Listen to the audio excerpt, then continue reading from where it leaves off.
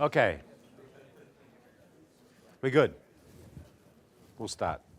So as I'll kick off. I wanted to sort of start here, kind of where we finished the other day in the general session, because I'm thinking there were some questions around, well, yeah, that's all great, but was it all, kind of roses and happiness along the way? I'm sure it wasn't as easy, and that's right. So what I wanted to do was sort of dive under the hood a little bit today and look at, some of the important points of the journey as you look at building a culture where people actually go to work every day and do great stuff and go home happy. But I want you to read this.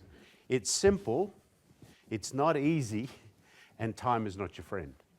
Because a lot of people think that culture is about kind of that packet of fairy dust that you go to a conference and then you pick up 2 or 3 ideas and you pull in a consultant and they sprinkle some fairy dust over the organization and they teach some principles and then it all goes away. And if you're not consistent about executing the elements of a culture, it evaporates very quickly, or the toxins eat it very quickly. So consistency is really important. So culture, what exactly is culture? Your company culture reflects the collective and shared beliefs, values, attitudes, and resulting behaviors in everyone in your workforce. This culture is driven by your organization's goals, strategy, structures, and approaches to employees, customers, and the greater community. As such, your company's culture has a significant effect on the success of your business and your bottom line, which is really, when you think about it, common sense. And it goes back to also talking about the value of belonging, and you've heard that a lot over the last couple of days. People, want to know they belong and want to know truly that they matter. So my algorithm, do you like that? Now, I actually did that in PowerPoint. I was playing around and, look how you can do fun things with PowerPoint.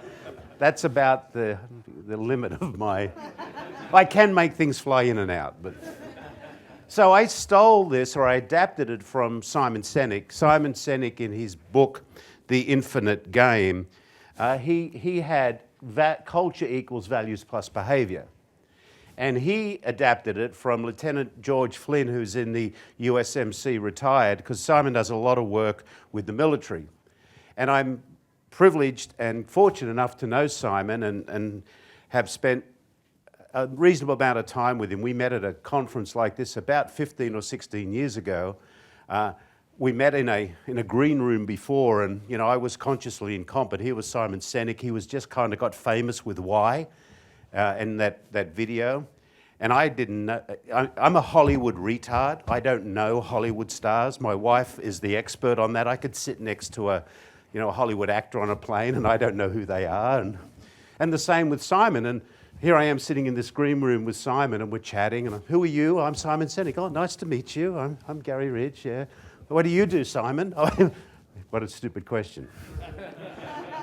So anyhow, we're on a panel together, and it was interesting because when we're on the panel, although we'd never researched anything, he was kind of stating the theory, and I was talking about the practical, and it's interestingly how they both met up. And afterwards, we ended up spending hours together talking about, really what we were both passionate about around building culture. So I called Simon up and I said, Simon, I love your new book, The Infinite Game. It's fantastic, but I think the algorithm or the description of culture you had is missing something, and it's the word consistency. So remember, it's simple, not easy, and time is not your friend. And that was the basis of it. You can have a set of values in your organization. You can have a predetermined attitude towards behavior. But as a leader, if you're not consistently taking care of those ingredients in that petri dish that I learned about at high school many years ago, the toxins will very quickly eat the good ingredients. Or if you don't feed the good ingredients, they will actually shrink. So consistency is very important. So if we look at the thing I talk about is also words matter. And I talked about this yesterday, and one of the things that I think, was very, very, very strong in our organization. If you want somebody to be something, or you want somebody to do something, call them what they are. And when you really think about it in an organization, what is a manager? You don't manage people. That's not our job. You manage your bank account, you manage inventory, you manage your time. But if you want people to actually be a coach in an organization, call them a coach. Call them what you want them to be, and then describe what the behaviors around that look like. So importantly, call them what you want them to be and describe what the behaviors look like. So we don't want managers, we want coaches or mentors. And there's a difference between a coach and a mentor. If I think about a coach, I think about a big old steamship and a little tug. And the big old steamship is the person you're coaching, and the little tug is the coach. So the little tug is helping the big old steamship find its way to the dock. It's not up on that deck behind the wheel, or as I described yesterday, you're not the coach running on the field to play the game. It's not about micromanagement. A mentor is someone who's walking along the path with you and has actually walked that path before. So they have experience about where that path goes. And the mentor is there not to stop you from falling into holes, but to hold your arm, and as you actually get up to that hole that you're about to fall into, is to say, you could have fallen in that hole, but I'd just like to lift you up so you don't hurt yourself. So I think great leaders are people who take people by the arm and just help guide them down that path. So coaches, mentors, or leaders. Learning moment number one, call them what you want them to be. Describe what that is. Number two, who loves policies? So, it's interesting when you go to an organization that is policy-driven. It's a bit like you go to talk to someone at a customer service desk and they say, are you blah, blah, blah. It's not our policy, quack, quack, quack. Well, can I talk to someone else? And you talk, it's not our policy, quack, quack, quack. And then eventually you get to talk to the King Mallard, that big policy, quack, quack. How far up the ladder you go? What you really want is guidelines. So you give people guidelines so they have room to play. And then rules, who wants rules? What you want is values that set people free. And yesterday I gave a description of, what a set of values that, number one, are hierarchical. Now this is really important, hierarchical values. I've been fortunate enough to teach at the University of San Diego for 16 years in the Master of Science in Executive Leadership program, and I have a couple of my dear alumni in the room. And in the class that we teach, I put a case study up about a situation within an organization, and it's around a case study around values. And I say, here's the case study, here's the situation, we need to come to an outcome. And I divide the class into three groups. And group one is here, and we say, okay, you're group one, you're free to do anything you want. We're not going to constrain you with any values whatsoever. You're going to solve this problem. And interestingly enough, it's that group that get kind of excited a little bit. They think, we're free. And then the middle group, we say, you have the same case study, but you have a set of values. And here they are, and they're not hierarchical. But you have to use these values to come back with your recommendation. And this group over here, you've got the same case study, you've got the same values, but they're hierarchical. So you have to make a decision based on the hierarchy of these values. And each of the values has a definition of what it means. What I don't like seeing very much are values up on a wall. You're walking, we have some really great values. We value doing the right thing up on the wall. Well, what does that mean? Does doing the right thing in China mean the same as doing the right thing in the USA, as doing the right thing in Germany, as doing the right thing in Australia or the UK? Maybe not. So you need to define within your organization, what does doing the right thing mean? So each of your values should have a definition of what the behavior looks like. So then we send the class off. You've got 20 minutes, come back here, give us your presentation around your recommendation. Off they go. In all the classes that I've done, exactly the same thing happens. The group that had free rein, they're the last ones back, and most of them aren't talking to each other. Because they've spent 20 minutes arguing about what's personally important to them, not about solving the problem. So they come back and they kind of don't have the answer, and they're kind of pissed off at each other. The group in the middle come back, they spent about half the time deciding which of these values were more important to them. Then thinking about so they came back with a reasonably good answer. The group over here who had a hierarchical set of values were the first ones back, all smiling, had the best solution that they could come up with because they didn't get in the churn of deciding personally what it was all about. So if you have an organization with a hierarchical set of clearly defined values, as I said yesterday, it protects people and it sets them free. And it reduces churn significantly, so it increases productivity. So it's very important to think about values as, what are they? Now, there's a whole process you go through to set the company's values. And if any of you are coming to the culture forum that we're doing in San Diego in October, my co-presenter was supposed to be here today, Stan Seawich. He was my CHRO at WD-40 Company. He was the brainchild of this conference we're doing. He's just written a great book that we're going to release at that event, and he does a whole chapter in that book about the process you go through to actually develop and implement a set of values in an organization. So if you do go and sign up, you'll get the book for free. The Maniac Pledge. Again, words matter. So I'll tell you how the Maniac Pledge came about. It was reasonably early in my leadership journey at WD-40 Company, and I'd been traveling outside of the US, and I'd been gone for probably 10 days, 14 days, and I guess I don't remember whether I was in Europe or in Asia, but I think I was in Asia. And I came back to the office one day, and it was my first day back, and I got bailed up very quickly by someone as I went through the office. They were, "I've got to talk to you." Now, remember back then, we didn't have global cell phones. Email was probably, remember when you got mail, or that noise when you connected? In fact, I used to carry with me globally this little pack with alligator clips on it. And I used to take the socket off the wall to clip it into the phone to try and get a line so I could at least get email. Most of the times it didn't work. So why I'm saying that is communication wasn't that elaborate. "I got to talk to you about something."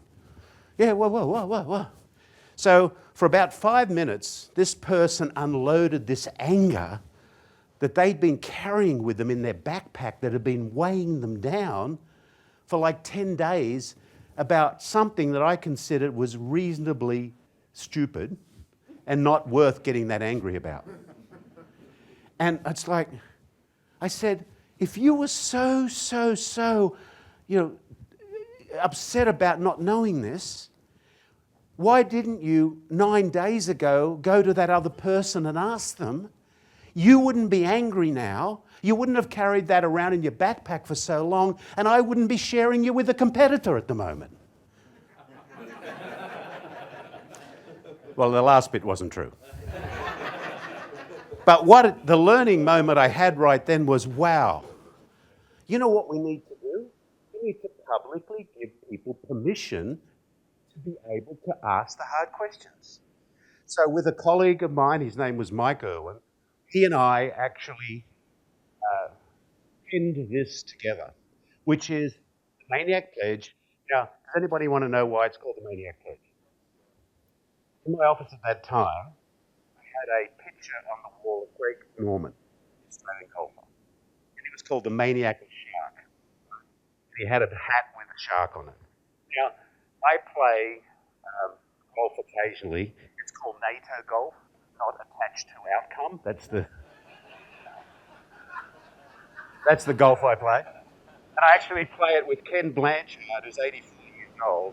We play 9 holes on a Wednesday afternoon in San Diego. He's 84, still plays better golf than me.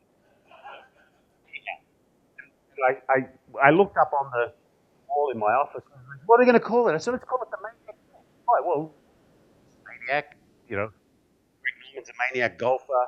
He takes a swing, and if he goes a long way, let's take a swing at it. A lot of thought went into that. The name WD-40, right? Just as a side note, do you know how WD-40 got its name?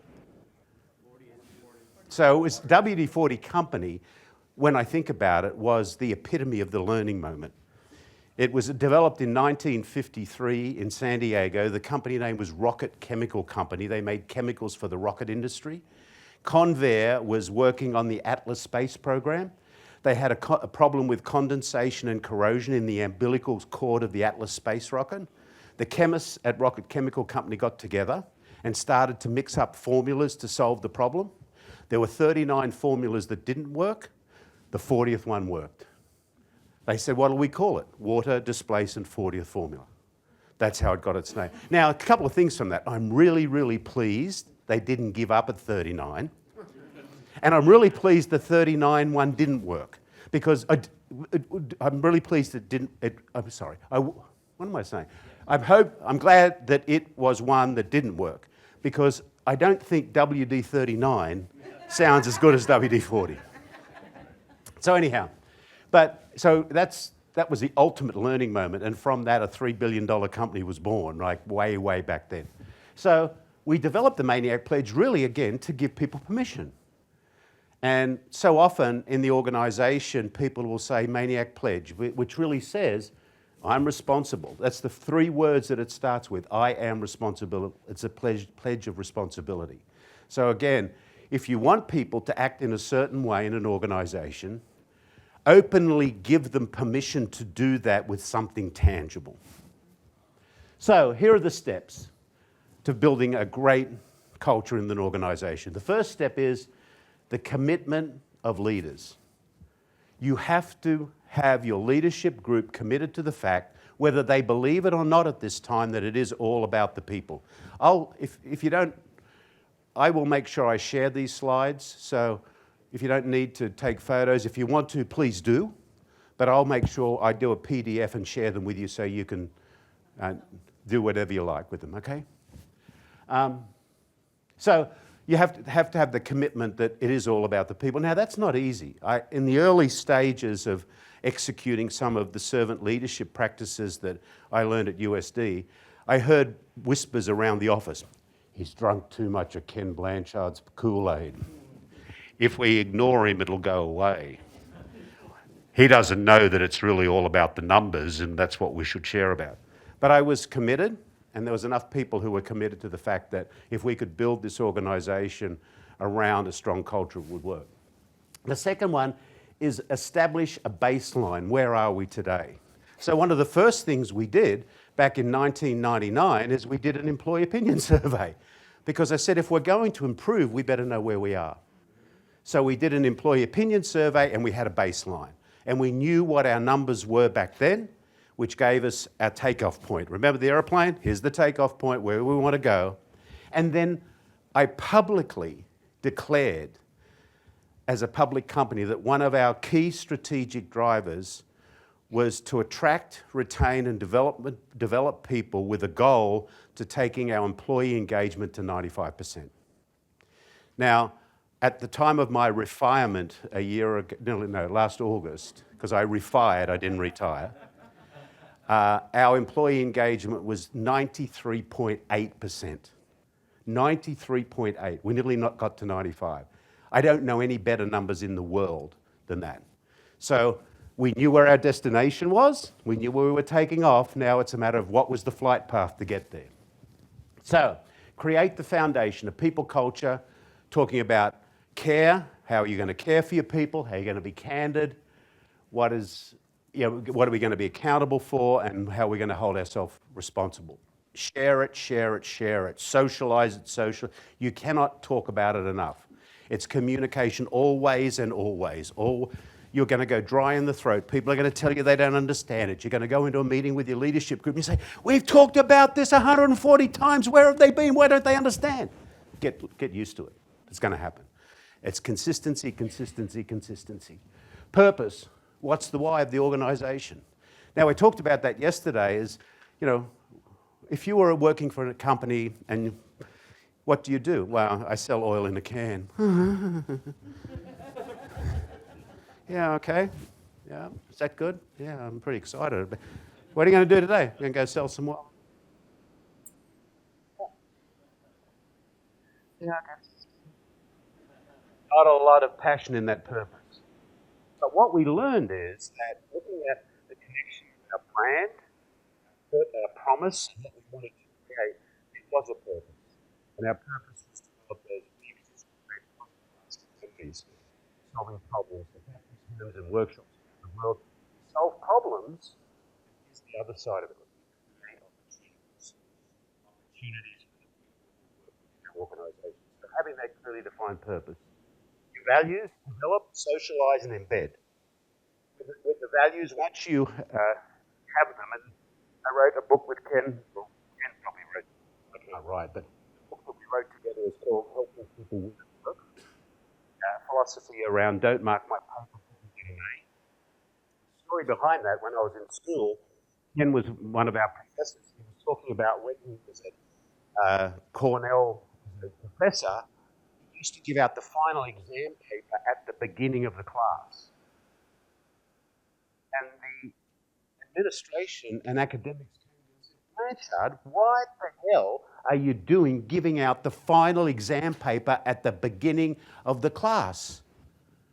He said, well, what I'm going to do for the next 2 semesters is help people learn the answers. Because success is not about some stupid grade, it's about helping people get an A. And if you don't know what the A looks like, how are you going to learn the answer? It's a bit like the story, you may have heard it, about the guy who was the conductor of an orchestra. He doesn't play any instrument at all. His job, when he puts up the baton, is to make sure all the people in the orchestra pit are ready to play their sweetest music. So the other thing that was important is that we embedded values in our talent development program. So at the company, you only do 1 performance review a year, and it's your own. So you know the normal way this happens, right? It's coming up to the end of the fiscal year. You're the manager of a department. You've got 15 people working for you. You've been really busy all year, right? Phone rings. Hi, this is Gary. Hi, this is Joanne from Human Resources. Hi, Joe. How are you? Good.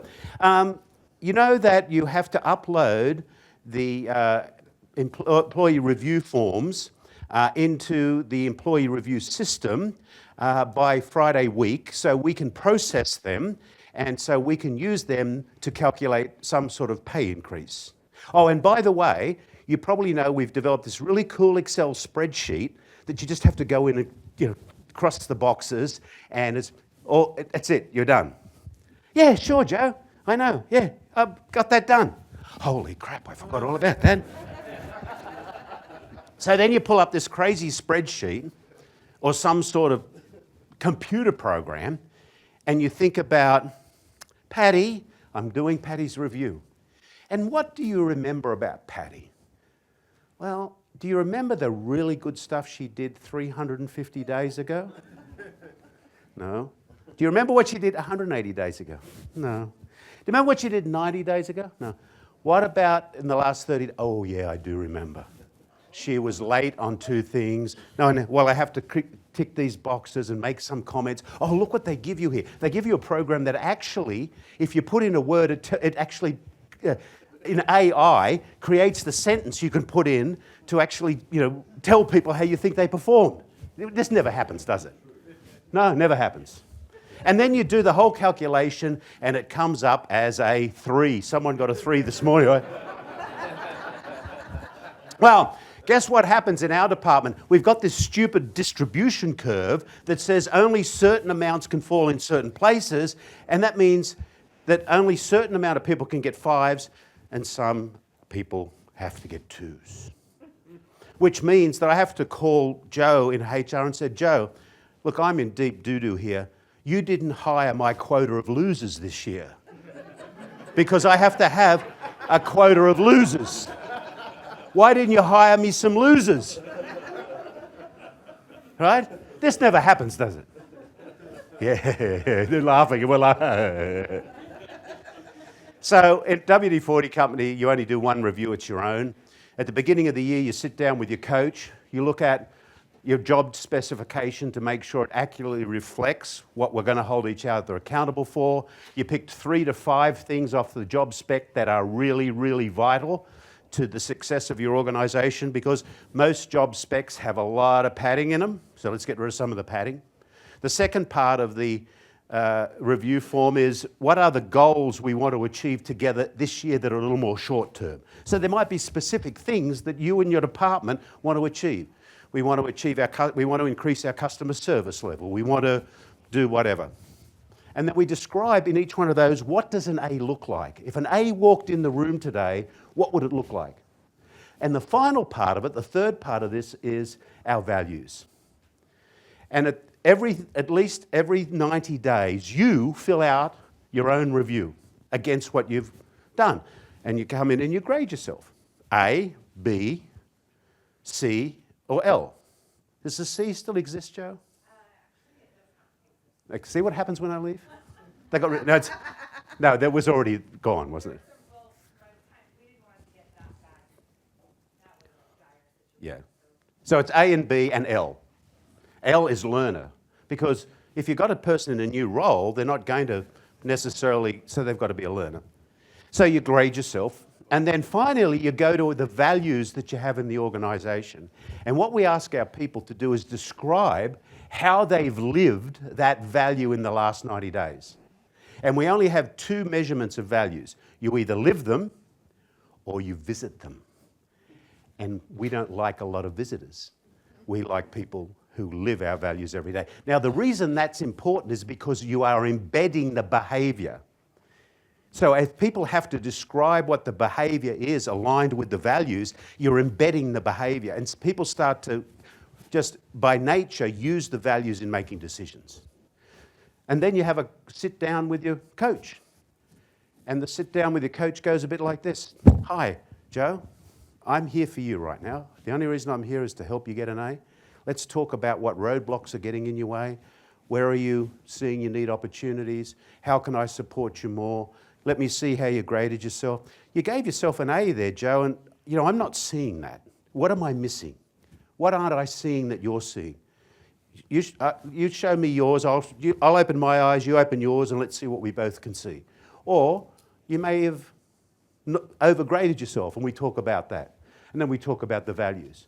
So you know from day one what it takes to get an A. You don't have to wait to the end of the year to get some review, because I want you to get an A by the end of the year.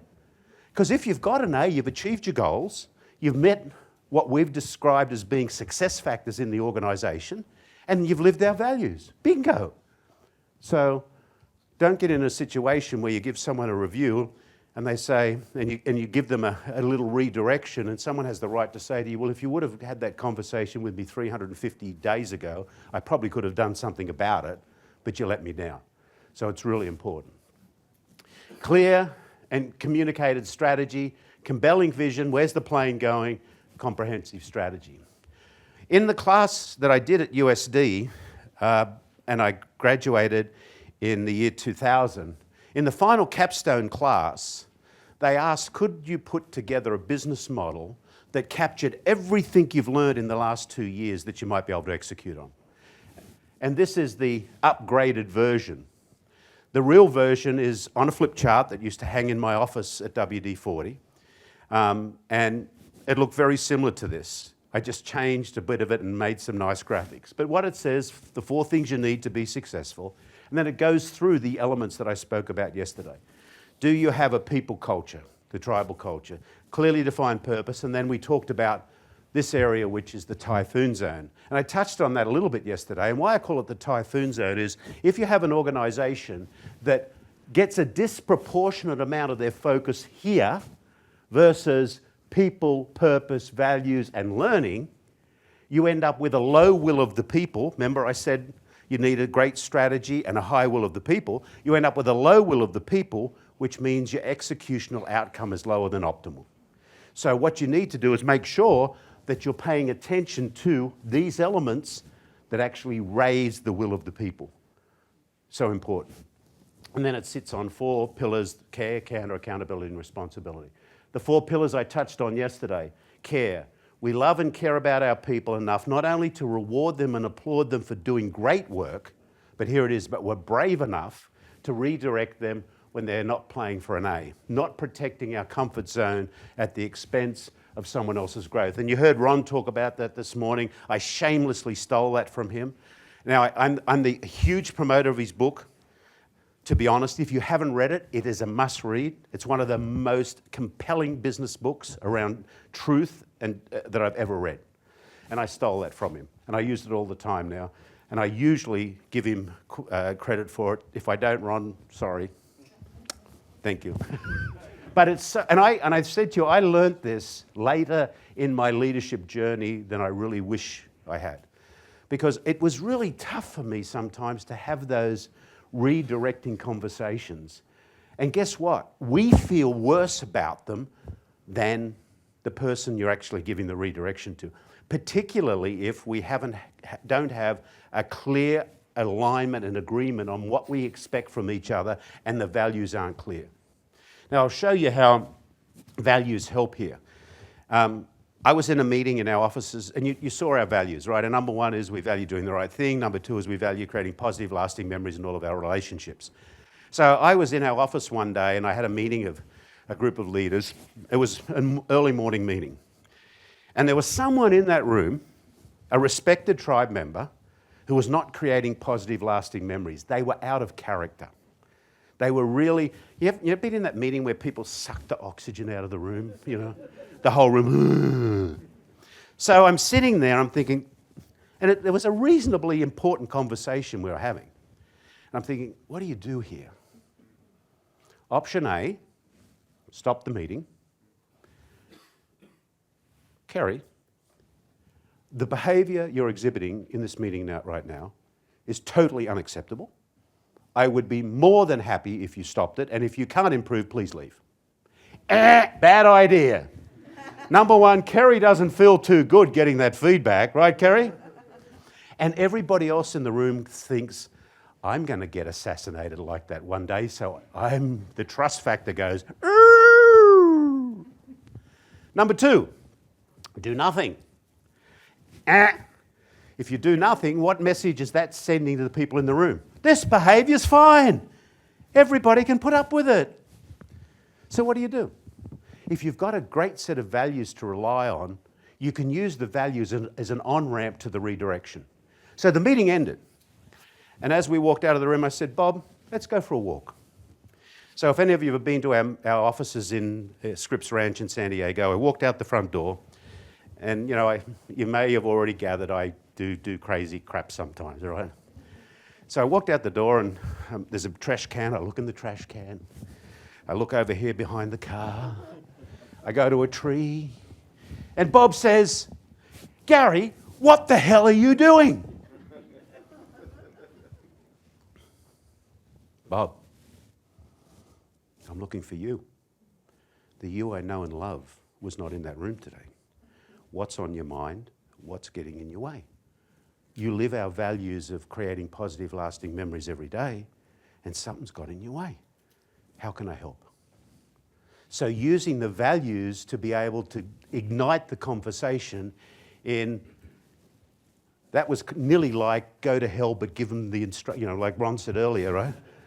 So we had a conversation, and Bob had a kind of a bad, but not a really bad morning. He got up late, kicked his foot on the bed, spilled coffee in the car, someone flipped him off on the way to the office. Got 2 phone calls from people. It was nothing significant, but it just set him on the wrong course. So then the coach enters. I've observed the play. Hey, Bob, if that happens again, maybe don't come. Go to the beach. You didn't live the value. So we had the conversation. At the end, Bob and I, it wasn't Bob because Bob doesn't work with us, but I'm picking on Bob because he's on the front row. Bob said, you're right. Bob goes back into the building. He goes to a couple of people that were in the meeting. He says, hey, sorry, that wasn't me. They say, are you okay? Is everything all right? Is there anything I can do for you? So the tribal, the just cause of a group of people that come together to protect and feed each other came into play. The tribe is working. Belonging is happening. The next day, I observed a couple of people going to Bob in the morning and checking in with him. How's things today, Bob? Everything all right?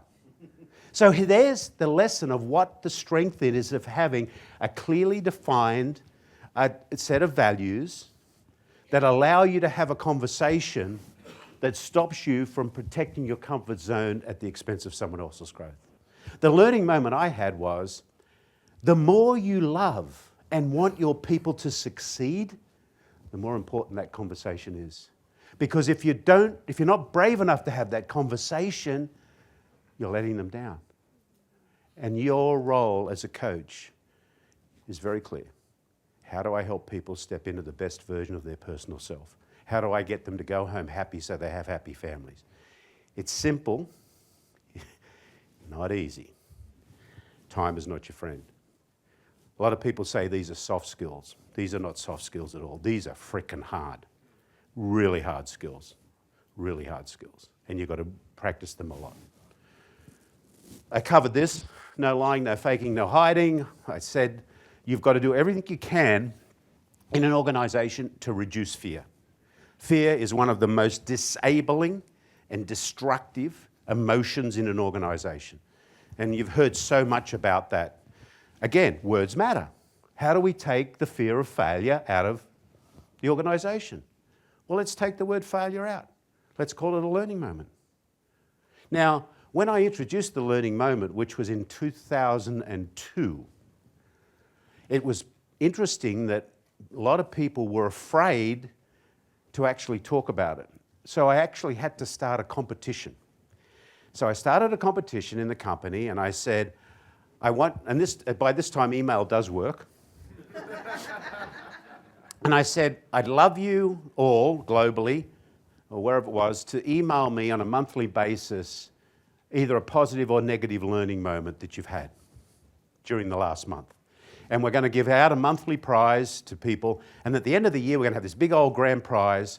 And we're going to send you and your husband, wife, or significant other on a first-class trip around the world to visit all of our regional offices of the company. The first month, I got 6 people. And the monthly prize back then was a few $100. I think it was reasonable. Why? Well, they were waiting to test me. Was this going to be treated the way it should? So what did I do? What do you think I did with the 6 people?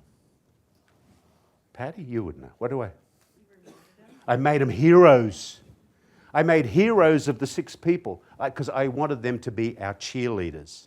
So I made them heroes. I promoted them through communication. I anointed them. I did everything I can to show them how much I respected what they did.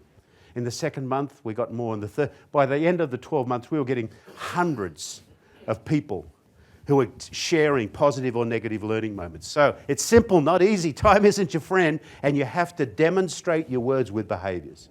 And then the learning moment just became a natural thing within the organisation.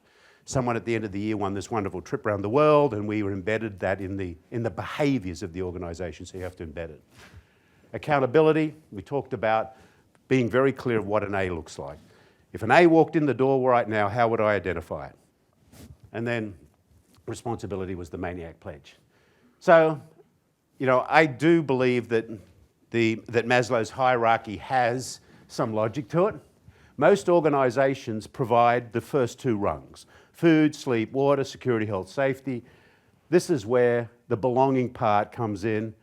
And I think that I Matter really is about esteem. So what do you do to solve the psychological needs of friendship, family, connected, intimacy in a professional way in an organisation? And it's that simple behavior of really caring about people. Asking them that caring question, how are you, what's on your mind? You know, Simon Sinek tells a great story. You know, what if you had a sales guy that was working for you and for 3 months in a row he missed his sales target, but before that he was delivering pretty well? Option A is you run into the room and you say to the guy, Damien, what's the matter with you, son of a bee? You've been a lazy bum. You haven't got your sales target for the last 3 months. Damien doesn't feel too good about that. Or you walk in and say, Damien, are you okay? The results you're putting in aren't what's getting in your way? What's on your mind? How can I help? What do we do about that? So again, that job of really helping people is so important, because then if you have that attitude, guess what? When they're not performing, you won't have to wait to go and ask them. They'll be coming to you. They'll be coming to you because they trust you. Hey, I got this roadblock that's getting in my way. This thing's happening to me. Can you coach me, mentor me, help me, get me to where I want to go? We believe that belonging is the psychological feeling of acceptance, connectedness, security, support, inclusion, and identity. In the last survey we did, I think, I'm going to get this, Joe, I'm referring to Joe here because Joe is one of our human resource leaders in the back of the room, and she probably knows these numbers better than I do these days. Joe, there was just a recent study on the percentage of people globally who thought they belonged, and I think the number was in the 80s, right? 92% of our people globally, based in 17 countries, in an anonymous survey just recently, said that they believe that they have a feeling of belonging. That's pretty cool, huh? Amazing. And we just sell oil in a can. So, tribal attributes, I covered some of these. Learning and teaching, commitment to teaching future generations the basic survival skills and how to thrive through changing conditions. Now, I was outside before and I was listening to the podcast that was being recorded with Josh Wymore, and he said something, I had to write it down. He said, leadership is absorbing chaos, returning calm, and restoring hope. Isn't that beautiful? Isn't that beautiful? Absorbing chaos, returning calm, and restoring hope. I actually posted it on my LinkedIn site. If you're not following me on LinkedIn, it's Garry Ridge on LinkedIn. Please follow me. You'll see I've just posted it because I thought, wow, how simple is that? Some simple words again. So values bring us together in a protective ecosystem of our day-to-day work and decisions. Belonging, tribe members focus on the future because they're not obsessed about their security. Future focus, leaders create an enduring organisation or group that survives over time. Specialised skills, great leaders know what skills will be needed and who is most likely able to meet those demands. Warriors, we must have a warrior spirit. We can be happy warriors, but we must be warriors. And then celebration. This is an officially sponsored moment of appreciation, authentic, relevant, joyful, memorable, and reflecting the tribal values. And it's so important. I often use this quote that I love: life is a gift. Do not send it back unwrapped. Do a lot of unwrapping. And we all know how true that is. And then our purpose. So our purpose, we exist, these are just the examples so you can think about it. Our purpose was we exist to create positive, lasting memories in everything we do. We solve problems, we make things work smoothly, and we create opportunities. Now look at the words in our how. We create positive, lasting memories by cultivating a tribal culture of learning and teaching, which is the number one attribute of a tribal leader, which produces a highly engaged workforce who live our company's values every day. So our how statement succinctly captures the core essence of what our tribal activity is. And then our mission, or what we do, our mission is to deliver unique, high-valued, easy-to-use solutions for a wide variety of maintenance products, maintenance needs in workshops, factories, and work. We make and distribute our brands across multiple trade channels in countries all around the world. So that's what we do. But it's that middle one that I think is so powerful because it clearly captures what we say is important. Our values, number one value is more powerful than the last one. In fact, these three are ranked. These three could nearly somewhat be equal, but certainly this is the most important one, and I gave you the example yesterday of how these two work together to allow people to make decisions and set them free without quacking up the hierarchy to the big mallard, the quacking person. And I've always said to our shareholders, if we live these five, this one happens. And I can say that because it did happen. Over the period of time I quoted, we had a substantial increase in our shareholder value, a substantial increase in our revenue, a substantial increase in the number of tribe members we employ around the world. We never ever laid off one person in any economic condition whatsoever, at any time, and the result is it continues. People went home happy. So, the typhoon zone, the circle of competency. Warren Buffett says that, I love this, you have to know what you understand and what you don't understand. It's not terribly important how big the circle is, but it's terribly important that you know where the parameter is. And we looked at this as being our circle of competency as a company. We said, these are the things that are our moat. Warren Buffett actually said that WD-40 Company has one of the most protective moats around us of any company he's ever seen. And that's in print. So we saw that our culture was so important, our global reach, our distribution, and our end users are the four things that we saw as our circle of competency or where we needed to pay attention. Strategy, how to create value over time. That's what strategy is. Learning, well, I showed this yesterday. We learn from theory, from practice, from mistakes, but they're really learning moments. Because if they're turned into learning moments, you discover more of them than you do mistakes because people talk about them. And the definition of the learning moment was, we have learning moments because it's a positive or negative outcome of any situation that needs to be openly and freely shared to benefit all people. Again, here's a clear point. Define what your statement means and then act in line with your definition.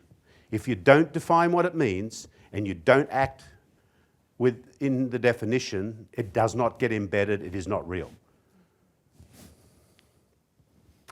And this was from Amy Edmondson. You know, she talked about, again, psychological safety. A comfort, admitting mistakes, the learning moment, you learn from failure, everyone openly shares ideas, there's better innovation and decision making. In fear of failure, we blame others, less likely to share different points of view, the common knowledge effect, fear of admitting mistakes. And again, it's simple, isn't it? It's simple, it's not easy. Time is not your friend, but any dumbass can do it. Motivation, well, accountability, doing what you're supposed to do, when you're supposed to do it, to the standard you're supposed to do it to. Now, Maria, my wife's in the room, but I want to use this as an example. My darling wife would say to me, babe, would you mind making sure that you go and clean the patio furniture? Sure. When am I supposed to do it by? Tomorrow, because we're having visitors? Okay. To what standard am I supposed to do it to is probably a question I failed to ask.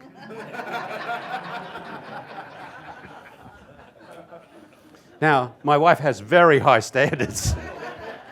So I'll go out and clean the thing and she'll say, but you didn't wash that, well, you just told me to clean, you didn't tell me, I didn't ask you what the standard was. My fault. So it's really important. And actually, this is from Dr. Amber Selkin, and you may see her tomorrow. She's fabulous. She's the team's mental coach at Notre Dame, the LSU, and the Denver Broncos. And she's not here because she just had little babies, 2 weeks old. She was at the last conference. But she's like, if you've ever seen the Energizer Bunny on steroids, she is amazing. But this is her definition of what accountability is. So I think when we're talking about accountability, what am I supposed to do? When am I supposed to do it, and to what standard? am I supposed to do it to? And if you don't answer those three questions, rest assured you're going to let someone down because your expectation and theirs are apart. And most disagreements come in life through misunderstanding of expectations. Most of disagreements come from that because we don't ask that. And then the coaching contract. Well, I went through this in detail yesterday, but it's really important. And I use this picture that I used yesterday. That beautiful stadium we have out there has 80,000 people in it, right? They're the spectators ready to watch you play your game of business. Someone forgot to deliver the goalposts. The timekeeper didn't arrive. And the coaches aren't on the sideline. But the players are ready to play. So they run on the field. And they run around. And they run around. And they run around. And at an end of a certain time, they come off the field. They're tired. They have accomplished nothing. They feel that they don't matter. And they have not made a difference. So simply, our job as coaches, put the goalposts up, work out the time of play, what are the rules, what are our values, how are we going to play, when am I going to get a yellow card or a red card, or when am I going to get, go to the podium and pick up the prize, and be a great coach on the sideline helping people win. It's no more complicated than that. But people make it out to be really complicated. It's simple. Not easy. Time is not your friend. Any dumbass can do it. Spend time on the sideline watching the play, add value to the players with feedback on how to improve, never goes to the podium. This is a terrible one, How many times have you seen leaders steal the prize? It's horrible. They only deserve to go up and get a bucket of ice thrown on them, that's all. Because that's all they deserve. But let them go to the podium and pick up the prize, applaud them, reward them. Then they know they matter. Spend as much time in the locker room building trust. This is so important. Take the first hour of your day or whatever it is. If you've got good values, and you've got a good employee talent development program, and you're going to get so much free time because the organisation's going to be performing at a high level. Take time to go and talk to your people. How are you? What's going on? How can I help? Build that trust. Is there anything I can do? Remember their names. Remember what they do, what they like. Do it with an authentic heart because, again, they want to know they matter and they belong. Spend time in the locker room building trust. There's a great book called Legacy. I don't know if any of you have ever read it. It's a story of the New Zealand All Blacks rugby team. Great book. And they talk about how even the coaches go in and sweep out the shed. And the shed is the locker room. So sometimes go and even sweep out the shed. How many times do you walk past something on the floor and not pick it up? Be the example. There's a cord that's out of place. Put it back where it show people. One of the other great books that I love is Everything You Need to Know You Learned in Kindergarten, written by Robert Fulghum, right? What is the simple lessons of that book? Say please and thank you. Pick up after yourself. Don't steal. If you're going to go out late at night, take a friend. If you transfer all those learnings into actions within business, it's simple. Not easy, but time is not your friend. If you're being coached, you agree with what an A looks like and you're committed to getting an A. You agree to accept feedback from the coach and you agree that at times we might even seek feedback from other spectators or people who play in the game. So am I being a good player in the game? Because you want that feedback. Well, this guy, I'm not going to go through it, but these are just some of the behaviours of Al, the soul-sucking CEO, or Alice, the soul-sucking CEO, who I didn't bring with me because of his or her unacceptable behaviours. The real reason is I forgot. To be honest, I was in the car going to the airport, and Maria, my wife, said, "Oh, gee, I forgot X, Y, Z." She told me what she forgot, and I went, "Crap, I forgot Al." And I was hoping she'd say, "Let's turn around and go back for what she wants," because I could have got Al. But anyhow, we decided we'd keep going. But I knew I had Al visually. But I have these little Al dolls that I give away that are just a reminder. And I forget who, someone told me, you in the audience, you told me you have it on your desk from last year? No. Someone in using your staff meeting?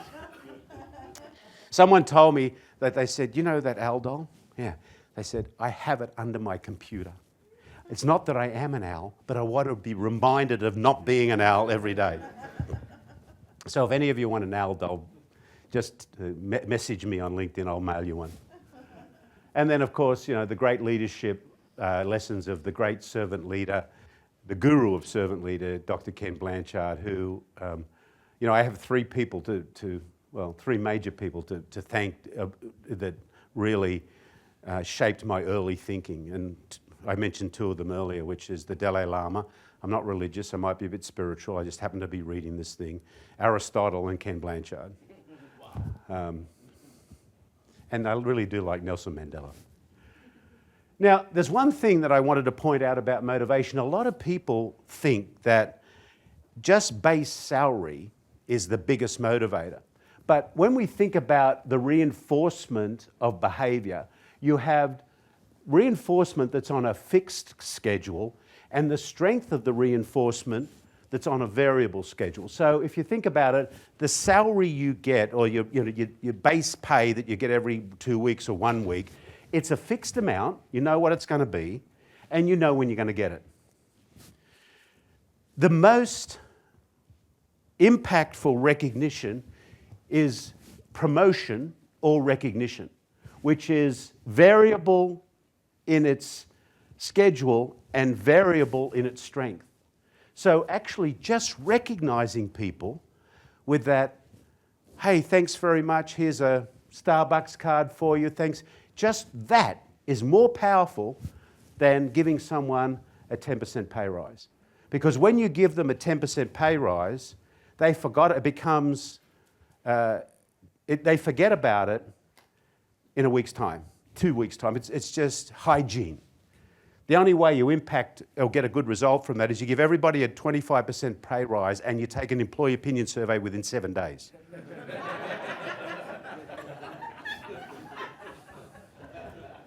The second one is a spot bonus. You know, these are spot incentive schemes. The third most is the annual incentive, which is what a lot of people call bonuses. Now, here's another thing that we did.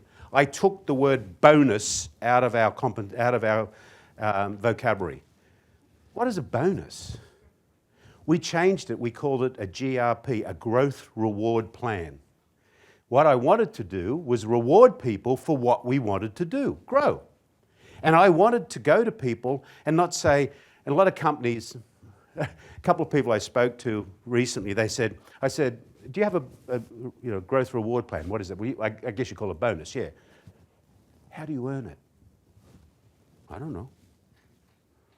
Or halfway through the year, the company comes out and they give you the criteria of how you're going to earn your bonus this year. Half the year's freaking gone. How do I earn it? So we changed it to a growth reward plan, and it's based on one number. You pick whichever one you want. We picked the EBITDA, and we told people from day one, if you move EBITDA from here to here, you can earn X% of your eligible growth reward plan. If you move it from here to here, you can earn 100%. Day one. And we communicate that all the time. Because at the end of the year, when we give out those checks or the letters, I want to go to someone and say, this is your earned incentive. Congratulations, you earned this. It's nothing, you got up every day and you knew what you had to do to earn it and you did it. So be proud to take it.